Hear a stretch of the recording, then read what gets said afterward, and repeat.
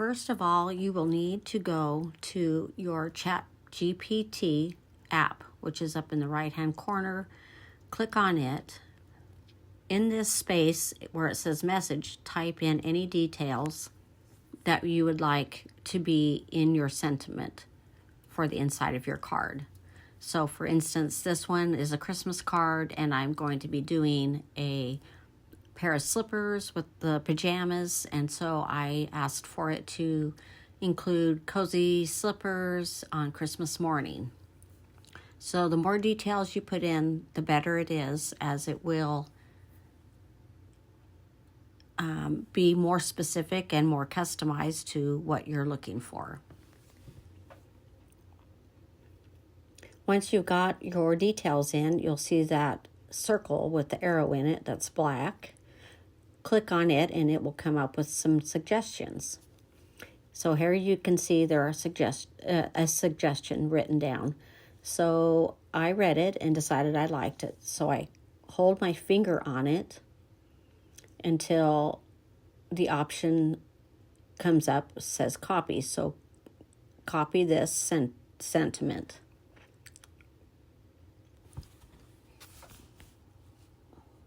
Then I'm going to close out of this app and go down to my app called Pages. Now these are all done on the app or on my iPhone. So in the center there is the app Pages. First of all, I'll hit the plus sign up in the right-hand corner. This enables me to start a new sentiment. So I hit start writing. And I hit the B there in the center left, and that makes it bold. And once I do that, then I hold my finger on the screen and hit paste.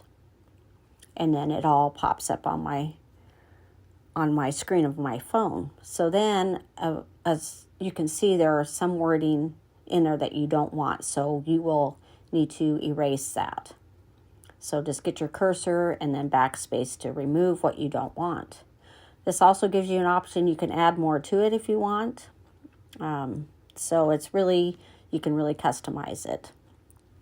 Once you're happy with that, then I hold my finger on the sentiment and hit select all. From there, I go up to the paintbrush, which is up to the top right of the screen. And this is where you're going to edit your font, size, etc.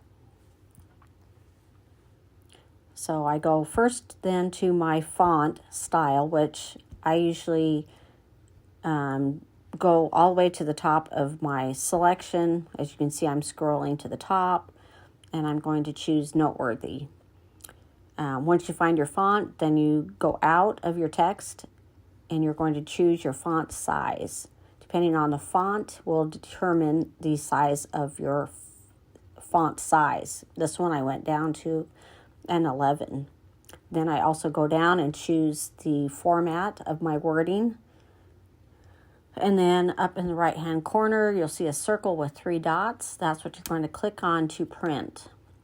Now, make sure you are on Wi-Fi so that you can connect to your printer. So I went to print, but I wasn't in Wi-Fi, so I had to go out real quick because it wasn't talking to my printer. I chose my Wi-Fi, went back.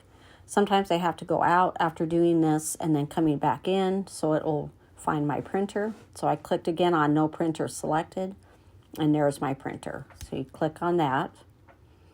Then I looked down and I didn't like the way my sentiment looked. It looked like sentences. So I go back out, I canceled my print, and I had to manually go in and shorten up each of these sentences by just basically putting my cursor and then hitting enter until I got the sentiment looking the way I wanted it to look.